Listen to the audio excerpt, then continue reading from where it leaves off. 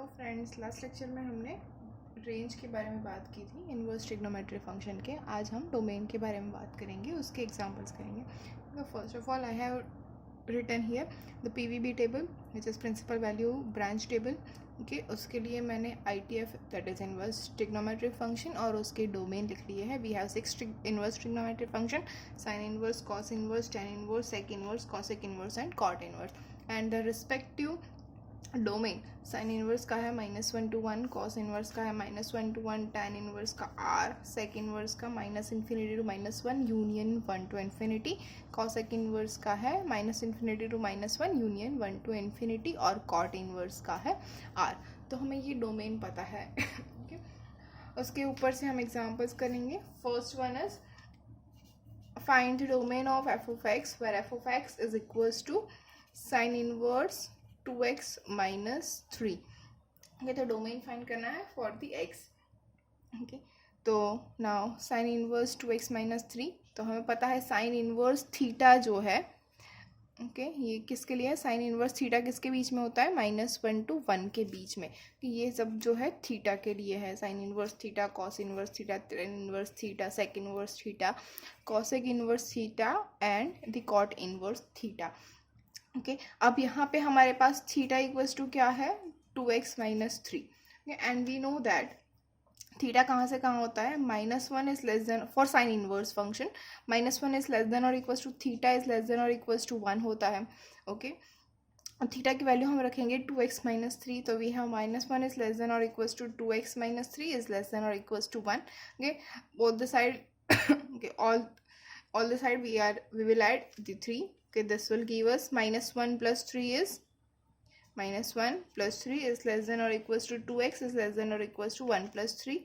This will give us 2 is less than or equals to 2x is less than or equals to 4. Now dividing whole equation by 2, what we get?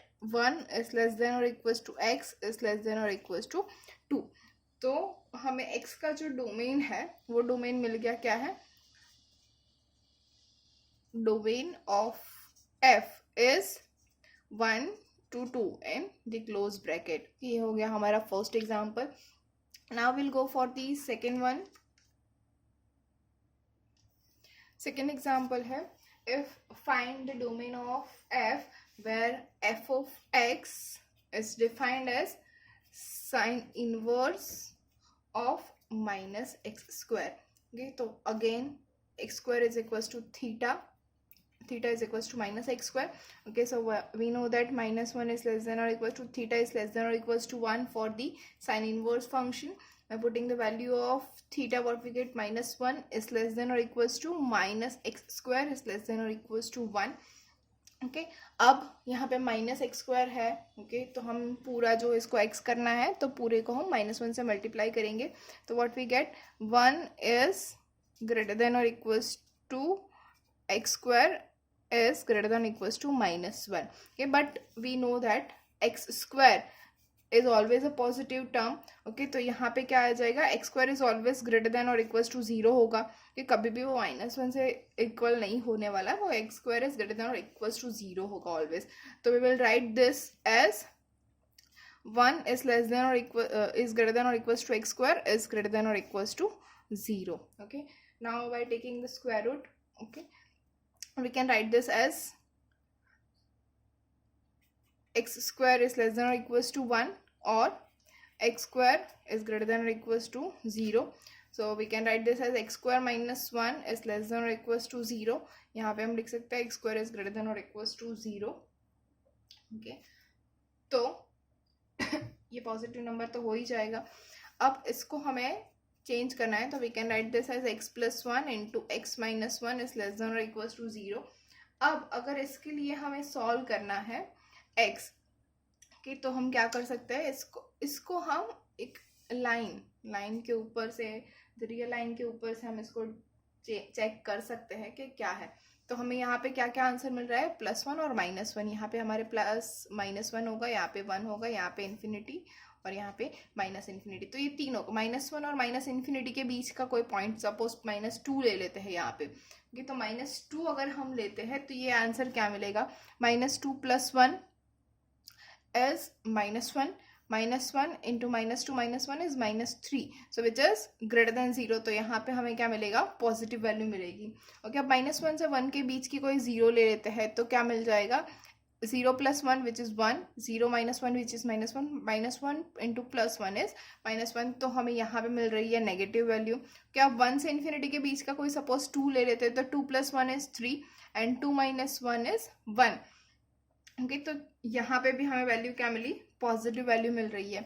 तो अब यहाँ पे हमें क्या चाहिए, less than और equal to 0 चाहिए इसकी वैल्यू, मतलब नेगेटिव वैल्यू चाहिए. नेगेटिव वैल्यू हमें कहाँ पे मिल रही है, इन बिटवीन -1 to 1. ओके, तो हमारा आंसर क्या आ जाएगा, इसका सॉल्यूशन होगा -1 इज लेस देन और equals to x is less than और इक्वल्स टू 1. क्यों, क्योंकि -1 और 1 भी ये इक्वल्स टू पोर्शन में आ रहा है, तो ये -1 और 1 हो जाएगा. तो हमारा जो आंसर है डोमेन ऑफ f इज क्या मिलेगा, डोमेन ऑफ f -1 से लेके 1, वही जो साइन इनवर्स का है. ओके फ्रेंड्स, समझ में आ रहा है क्या हो रहा है यहाँ पे. Now we are going on the example number 3, okay, which is find the domain where f of x equals to sin inverse x plus cos x. okay, now cos x का डोमेन क्या है, r, हमें पता ही है. sin inverse x का domain क्या है, -1 से लेके 1.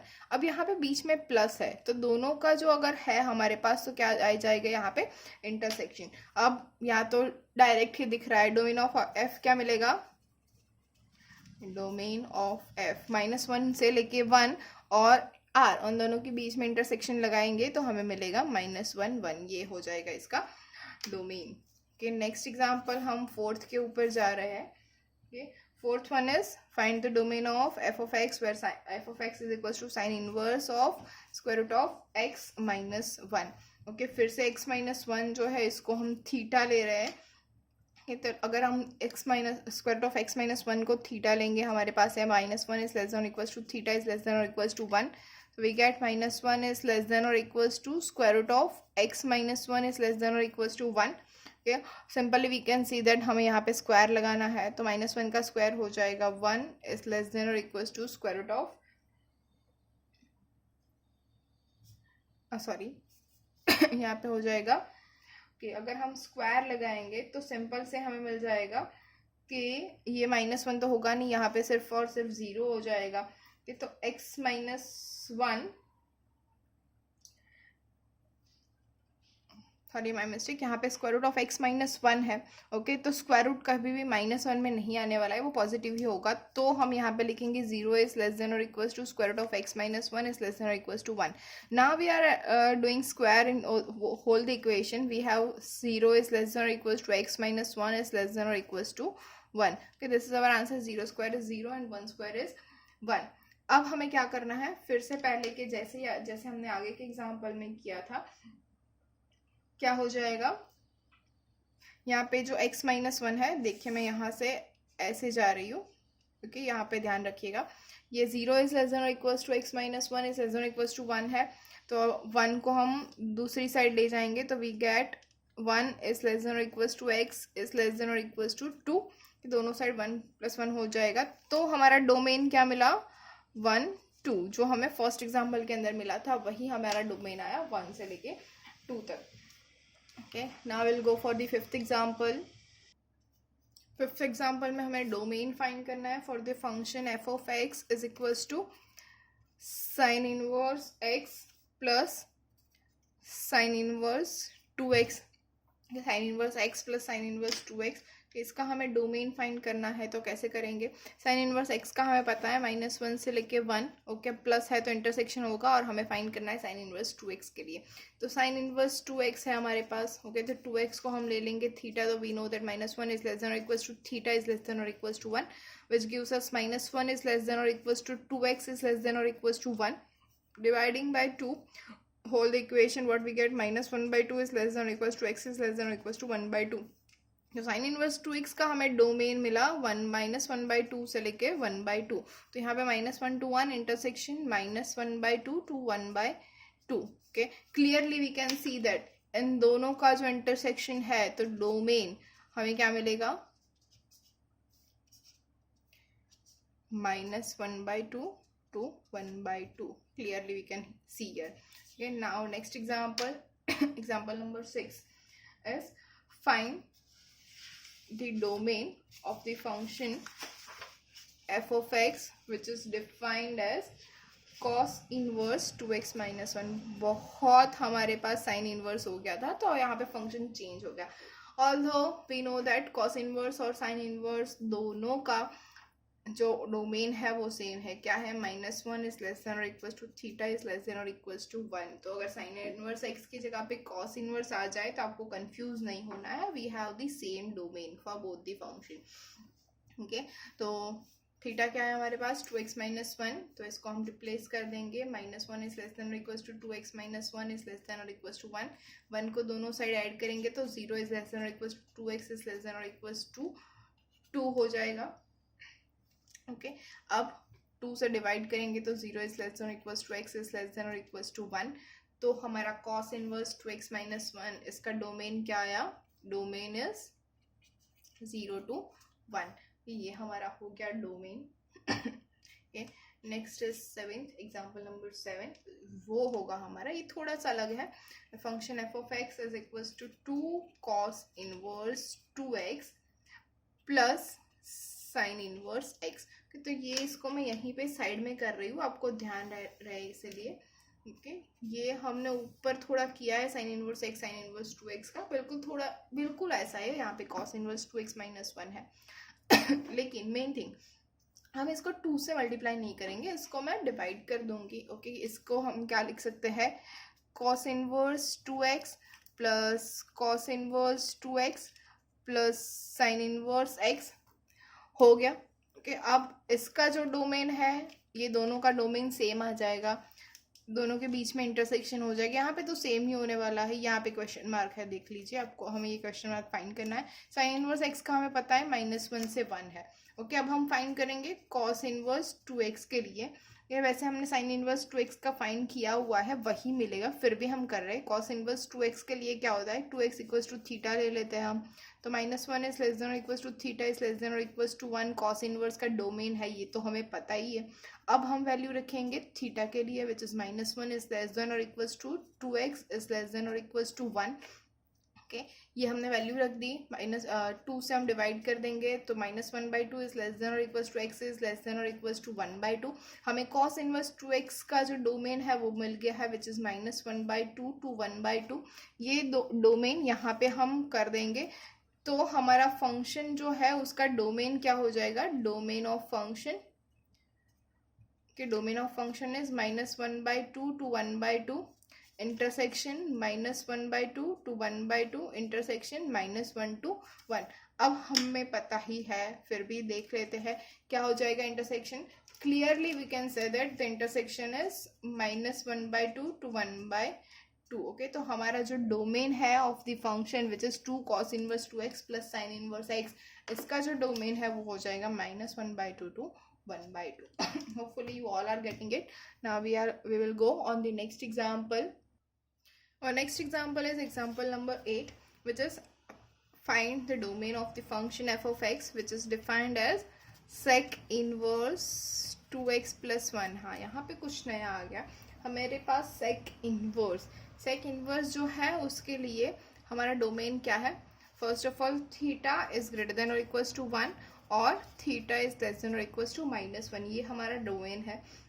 ओके, तो यहाँ पे हमारे पास थीटा हमें क्या लेना है? 2x plus 1. तो हम इसकी वैल्यू रख देते हैं. तो 2x plus 1 is greater than और इक्वल्स टू 1 और 2x plus 1 is less than और इक्वल्स टू -1. यहाँ पे हमारे पास आएगा 2x plus 1 is greater than equals to 2x is greater than और equals to 0 and x is greater than equals to 0. और यहाँ पे आ जाएगा 2x is greater than equals to -2 और 2x इज लेस देन और equals to -1. Sorry, x is less than or equals to -1. So we have two values for x. X is greater than or equals to 0 और x is less than or equals to -1. तो हमारा domain क्या हो जाएगा? Domain of f is okay. हम sec inverse का domain क्या लिखते थे? -∞ to -1 यूनियन 1 टू इन्फिनिटी, ये हमारा डोमेन है। तो यहाँ पे हम कैसे लिखेंगे, देखिए हमारे पास ये 1 टू इन्फिनिटी के लिए 0 टू इन्फिनिटी हो गया। यहाँ पे माइनस इन्फिनिटी तो एज इट इज़ रहेगा क्योंकि लेस देन और इक्वल्स टू -1 और -1 भी एज इट इज़ रहेगा। तो यहाँ पे हमारे पास आ गया -1, माइनस इन्फिनिटी टू -1 यूनियन। अब 1 की जगह पे हमारे पास है 0 टू इन्फिनिटी। तो हमारा जो डोमेन है वो हो गया infinity to -1 union 0 to infinity. Now the next example number 9। अगर आपको कोई भी क्वेरी है तो आप यहाँ पे कमेंट कर सकते हैं, I will surely reply you. Next example is, हमें डोमेन फाइंड करना है f(x) के लिए, और f(x) हमारे पास sec inverse minus tan inverse x। Okay, तो अगेन यहाँ पे हमारे पास जो डोमेन है वो प्लस या माइनस के अंदर है, तो हमें इंटरसेक्शन लेना है डोमेन के लिए। sec इनवर्स x का हमें पता है क्या है, minus infinity to -1 union 1 to infinity, minus tan inverse x का क्या है r, दोनों माइनस है तो इंटरसेक्शन हो जाएगा, इंटरसेक्शन r। क्या हमें क्लियरली दिख रहा है कि इन दोनों का इंटरसेक्शन क्या हो जाएगा, minus infinity to -1 union 1 to infinity. तो ये हो जाएगा हमारा नंबर 9 का जो है वो domain. Now for the example number 10, कि 10 के लिए हमारे पास क्या है, फंक्शन है cot x plus cot inverse x।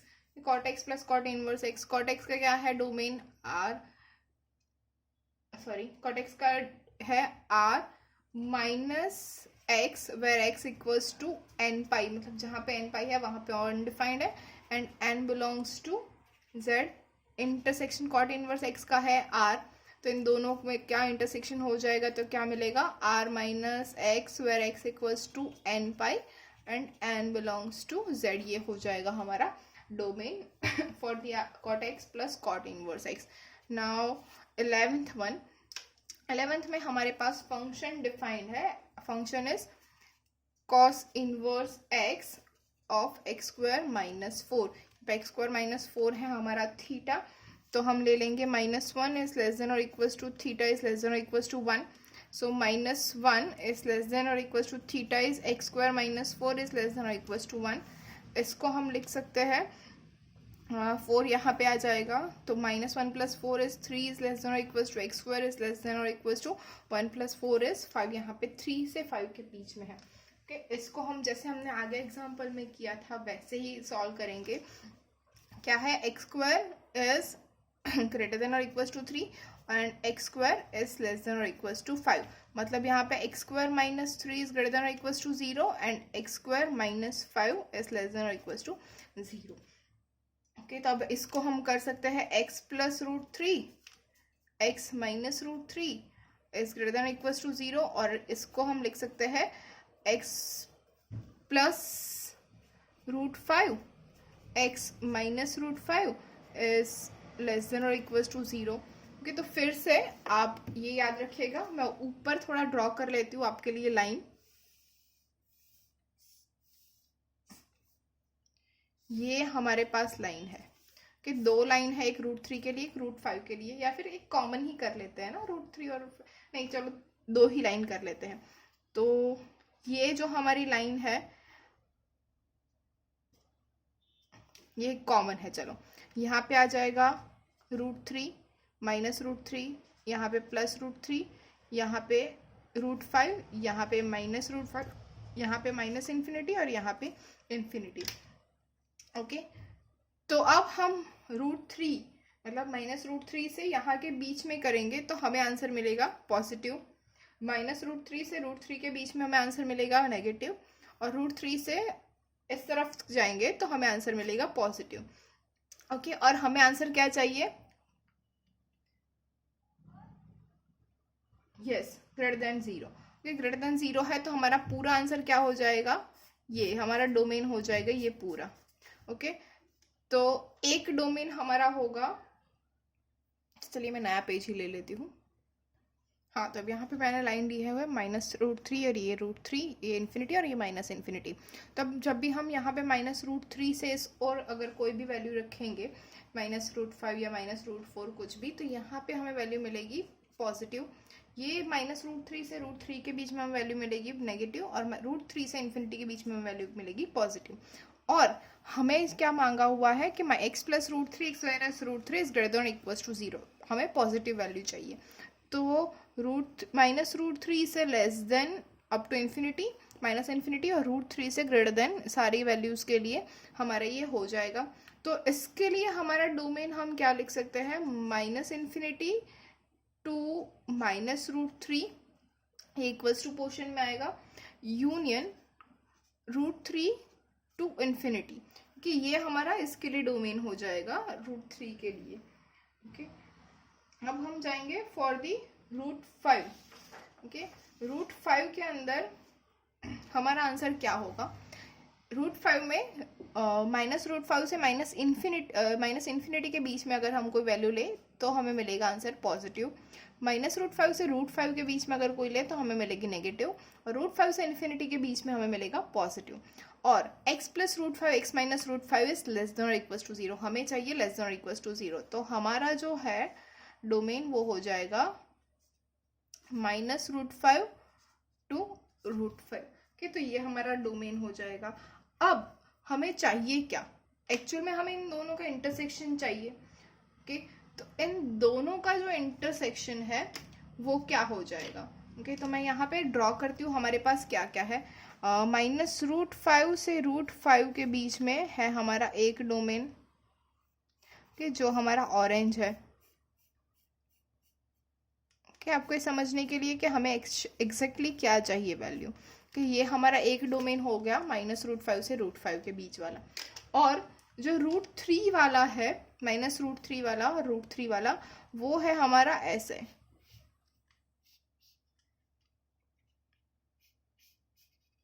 Okay, ये हो गया। तो हमारे पास जो बीच वाला पोर्शन है जो कॉमन है वो क्या हो जाएगा, ये जो डार्कन है वो हमारा हो जाएगा डोमेन। तो हमें डोमेन क्या मिला, -√5 टू -√3 यूनियन √3 टू √5, ये हो जाएगा हमारा domain of f of x। क्या है f of x, cos inverse x² - 4 is -√5 to -√3 union √3 to √5. Hopefully friends you are getting it. If you have any query you can comment below. Thank you.